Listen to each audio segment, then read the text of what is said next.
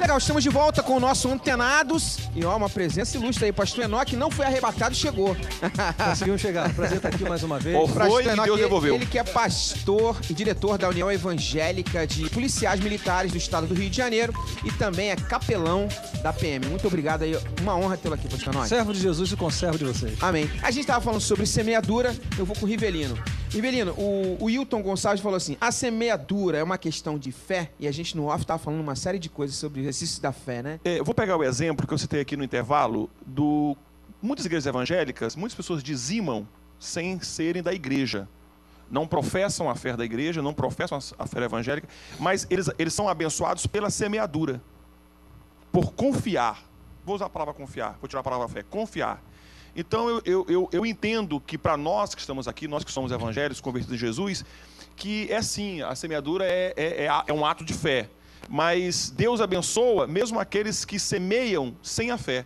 Eu acredito muito em milagres, que Deus fez muitos milagres. Jesus fez muitos milagres, pastor, que eu acredito que foi para provar, independente se aquela pessoa teria fé para receber ou não. Para outra, ele perguntou, você crê que eu posso te curar?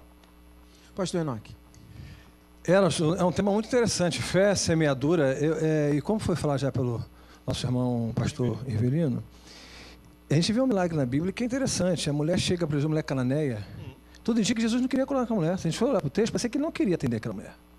E ela provoca o atendimento, parece que ela muda a agenda de Jesus naquele dia. Ah, mas vamos na presciência, na capacidade, Deus já sabia de Jesus. Não, o discurso, o debate ali, quando a gente vai prestar atenção no texto, Jesus resiste, ele diz, não convém, tal. Alguém dirá, estava só testando a fé dela. Tudo bem, mas me dá a capacidade de entender isso, que aquela mulher provoca aquilo. Quem é da área de direito sabe disso, né, nosso doutor? E que tem questões que você tem que provocar. Deus gosta de ser provocado. Relacionamento com Deus é relacionamento mesmo, já está dizendo a palavra, não é uma coisa já pronta, estática. Não, é relacionamento com Deus e com a igreja e com o próximo.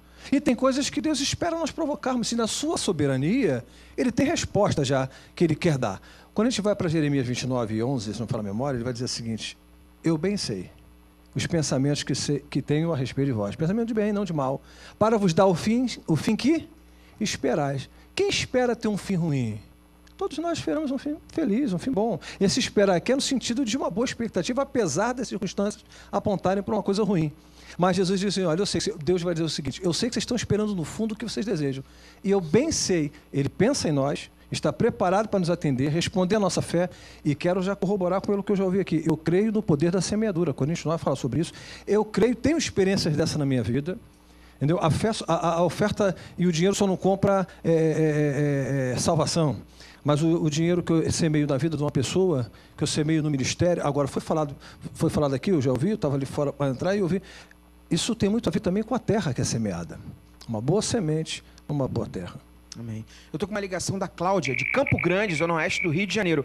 Alô, Cláudia, tudo bem? Tudo bom. Você tem alguma pergunta, alguma colocação aqui no nosso Antenados aqui? Para os nossos pastores? Uma pergunta que eu tenho uma paciente que ela é evangélica e ela raspou totalmente a cabeça, os cabelos, né? E ela disse para mim que estava baseada em Atos 18:18. E eu, assim, eu li Atos 18, eu não sou evangélica. Eu não entendi. Entendi. Por que raspar a cabeça com aquele passagem da Bíblia? Ok. Que vocês explicassem, por favor. Ok, Cláudia, muito obrigado pelo teu carinho, pela tua audiência e pela sua pergunta. Eu acho que aquele texto é exatamente que Paulo vai cumprir o voto de Nazireu, que, na verdade, o irmão de Jesus, Tiago, presidente do concílio, né, do concílio de Jerusalém, cobra ele para ele cumprir. Aí Paulo volta para cumprir esse voto aí. Minha memória eu acho que tá boa. Pergunta para vocês. O voto de Nazireu. Tem alguns... 18. Que diz. E Paulo, ficando ainda ali muitos dias, despediu-se dos irmãos e dali navegou para a Síria. E com ele Priscila, tendo raspado a cabeça em Cencreia, porque tinha voto. Esse voto, na verdade, às vezes, irmã Cláudia, o que acontece? Os textos, eles precisam ser entendidos os contextos, né? A pessoa às vezes comenta com você um versículo desse, é difícil de compreensão realmente. O contexto desse versículo significa o seguinte: o concílio de Jerusalém, através do irmão de Jesus, irmão de sangue, Tiago, que era o presidente do concílio, ele faz com que Paulo estava viajando, mas Paulo não era da origem daqueles que caminharam com Jesus, existia um preconceito sobre Paulo, e eles mandaram Paulo cumprir o voto de Nazireu. E aí ele voltou para cumprir esse voto. Aí fica para vocês a pergunta: nos dias atuais, é necessário o cumprimento de voto de Nazireu? Essa é a pergunta. Eu diria o seguinte: essa pergunta tem que ser feita para quem fez o ato. Porque, veja só, seja por fé, seja por simplicidade, seja porque entendeu o que esse Paulo fez deveria fazer. Se aquilo foi focado num desejo de alguma forma, que pode ser fora do seu contexto, do meu, pode ser até você achar que não deve ser feito, mas se a pessoa fez com foco e falar assim, não, eu fiz isso porque eu achava que eu fazendo isso estaria agradando a Deus. Gente, se alguém falar isso para mim, quem sou eu para fazer julgamento com o que a pessoa vai fazer com o cabelo que é da cabeça dela e não da minha? Tá certo? Se a pessoa cortar o cabelo, raspar a cabeça e dizer, não, que eu estou homenageando a Deus, quem sou eu? Posso até, se a pessoa me perguntar qual era a minha opinião, se deve fazer de novo e se tem fundamento, aí eu vou até conversar, opinar, mostrar na Bíblia, tentar argumentar. Mas se a pessoa fez e diz que fez com esse propósito, eu já não tenho mais o que fazer.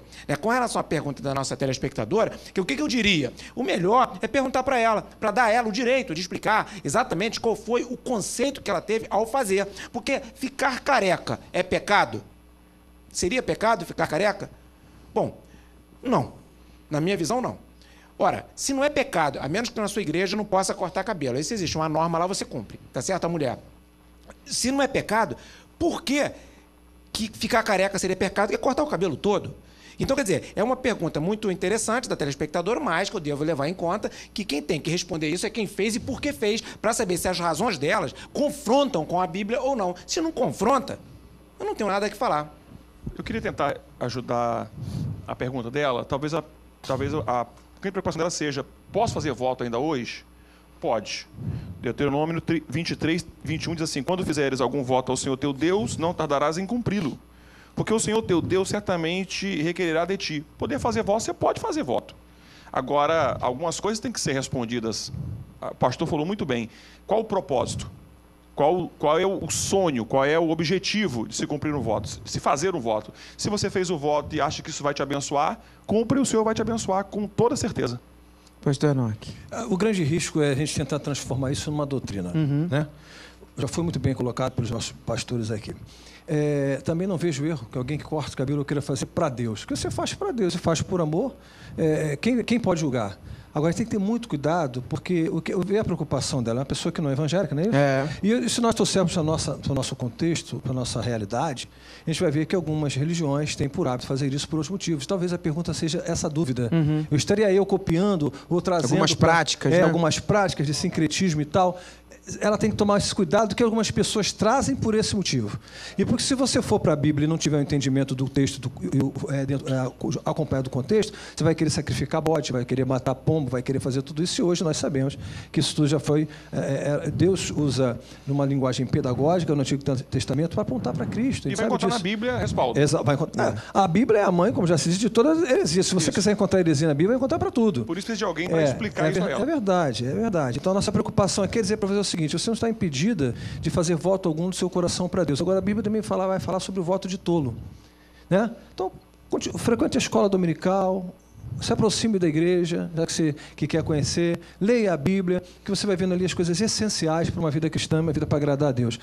Eu não vejo pecado nenhum de você rapar a cabeça ou deixar o cabelo comprido, mas isso não é um hábito, uma prática nossa, doutrinária como evangélicos, como prática doutrinária, não. Queria dar um conselho para ela, procure uma igreja evangélica perto da sua casa, uma igreja que tenha respaldo, que você conheça, e procure o pastor e pergunte isso para ele, conversa com ele com calma no gabinete, que ele vai te dar até maiores informações dentro da Bíblia para você tirar essa dúvida e, quem sabe, conhecer aquele que é maior do que o voto, né? É verdade. Interessante ela ter ligado para nós. Eu acho que foi uma atitude, uma deferência para a gente. Muito legal. Tem mais uma pergunta aqui da Patrícia Viegas. Ela diz assim, bom, o que eu acho sobre o assunto? O pastor não pode ir atrás de muitos membros da igreja, mas ele pode delegar funções aos seus obreiros? E quanto à presença dele, é importante pelo menos uma vez no mês dar atenção, realmente saber sobre suas vidas, porque muitas vezes o que jovens querem mesmo é atenção e carinho, cuidado do seu líder e pastor. Acho que tem muito a ver com essa questão da função pastoral, de se achegar às pessoas e ter tempo para dar atenção às ovelhas, às pessoas. Acho que a pergunta tem a ver com isso, né? A vida cristã, que já foi dita aqui, é relacionamento. É bem verdade que as igrejas hoje, algumas igrejas grandes, como o ministério que eu pertenço, a igreja grande, alguns pastores se valem de líderes e de pessoas preparadas que o representam e que necessariamente não precisa o pastor estar ali. Moisés recebeu esse conselho de Jetro no momento em que ele estava se sacrificando em função. O pastor pode manifestar atenção e presença, não necessariamente física.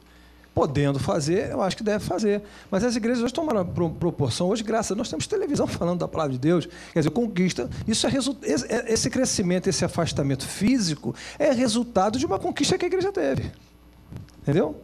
É importante a gente saber... Desculpa. A teoria da administração, ela ensina que você, um chefe, né, alguém que está em cima, ele consegue administrar no máximo de 6 a 9 pessoas diretamente, tá certo? Ele consegue emitir ordens e controlar de 6 a 9 pessoas.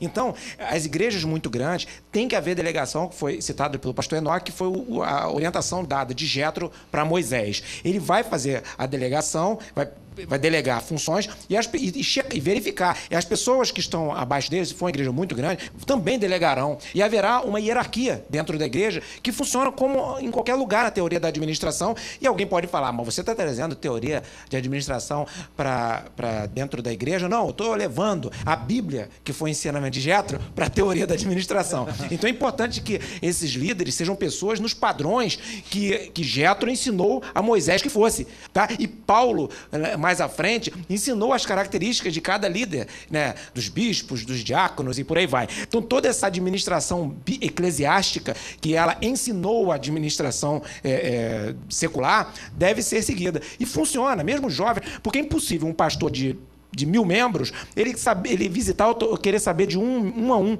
os seus membros, assim, todos os dias. As ovelhas que estão bem, ele vai deixar no aprisco, ele vai atrás daquelas que estiverem perdidas, né? Eu vou pro break rapidinho, mas no próximo bloco a gente está de volta com Antenados na Geral. Antenados na Geral, sempre um tema bacana. Hoje, perguntas e respostas. Estamos ao vivo. Você pode ligar e participar e eu espero você. Não usa pena, não troque de canal. Volte já.